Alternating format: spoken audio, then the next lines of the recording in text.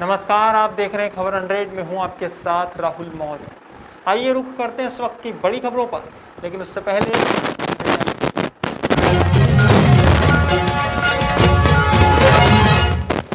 मरीजों के लिए देवदूत बने भोपाल के विशाल मराठा। महामारी के दौर में मरीजों की कर रहे मदद, जरूरतमंदों को बांट रहे राशन।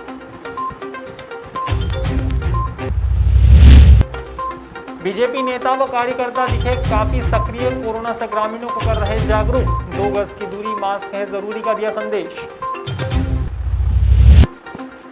आचार्य देवेश श्री ऋषभ चंद्र सूरी जी नहीं रहे, मोहनखेड़ा जैन तीर्थ पर हुआ अंतिम संस्कार। देश भर में दुख की लहर।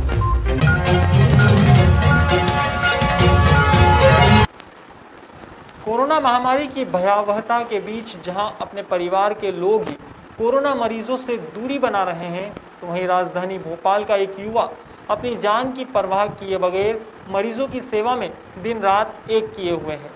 राजधानी के नरेला शंकरी इलाके में रहने वाले विशाल मराठा कोरोना काल में मरीजों के लिए किसी देवदूत से कम नहीं है।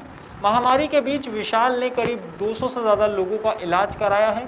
इसके साथ ही विशाल कोरोना कर्फ्यू में लोगों को राशन भी बांट रहे हैं। विशाल मराठा ने बताया कि कोरोना से पीड़ित लोगों का मनोबल बनाए रखना बेहद ज़रूरी है। इसके लिए वे मरीजों से लगातार बात भी करते रहते हैं। विशाल के मुताबिक अपनी सेविंग और साथियों के सहयोग से लोगों की जितनी मदद बन सकी उन्होंने की है और आगे भी करते रहेंगे।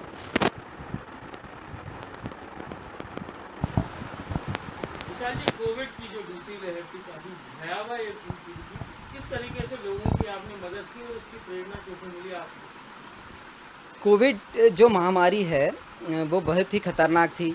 एक तरीके से ये मार्केट में बूम आ चुका था कि छुआछूत जैसी भी बीमारी है। बहुत सबको जो गवर्नमेंट की गाइडलाइन थी कि डिस्टेंसिंग का पालन करो, फिर भी हमने ये कहा कि अगर हर आदमी डिस्टेंसिंग का पालन करेगा तो उस पेशेंट की जिनको ये बीमारी होगी उसकी मदद कौन करेगा? किसी न किसी को पहल करना पड़ेगी।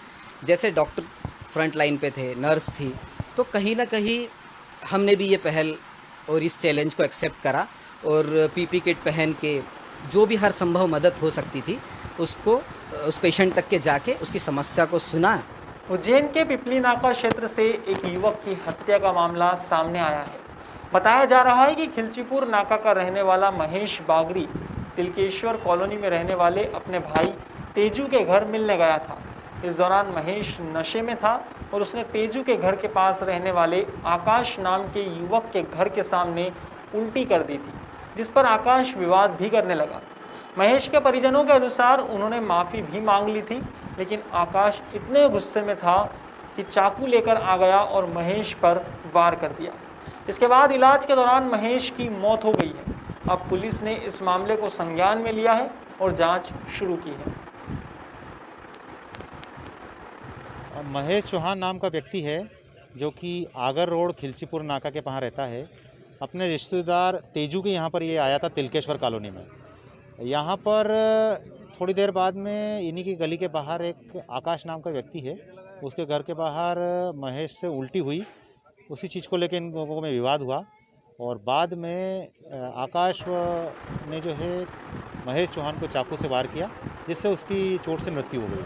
गुरुवार को बदनावर पुलिस थाने पर शांति समिति की बैठक का आयोजन किया गया। एसडीएम वीरेंद्र कटारे की अध्यक्षता में शांति समिति की बैठक आयोजित हुई, जिसमें आम जनता को समझाइश देकर कोविड प्रोटोकॉल का पालन करने को कहा गया। इस मौके पर एसडीएम वीरेंद्र कटारे ने बताया कि इस महामारी के कठिन दौर से हम बाहर निकल आए हैं, लेकिन आज भी अधिक सावधानी रखने की ज़रूरत है। इस संक्रमण से बचाव करते हुए जनजीवन को पहले की तरह पटरी पर लाना है। वहीं बैठक के अंत में शांति समिति के वरिष्ठ सदस्य पत्रकार राजेंद्र धोका के निधन पर 2 मिनट का मौन रखकर श्रद्धांजलि अर्पित की गई।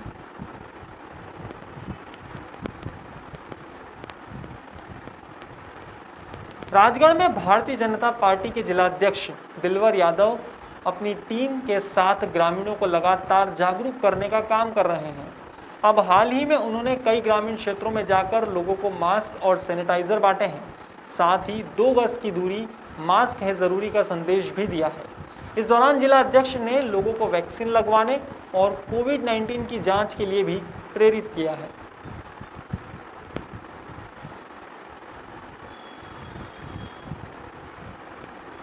विगत दिन मानव सेवा के मसीहा और जीव दया प्रेमी परम पूज्य आचार्य देवेश श्री ऋषभचंद्र सूरी जी महाराज का निधन हो गया था।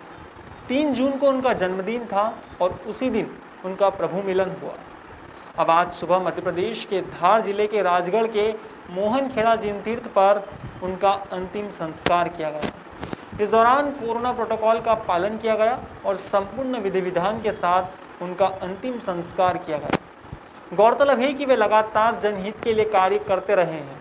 अब ऐसे में इस दुखद खबर से पूरे भारत देश में दुख की लहर है।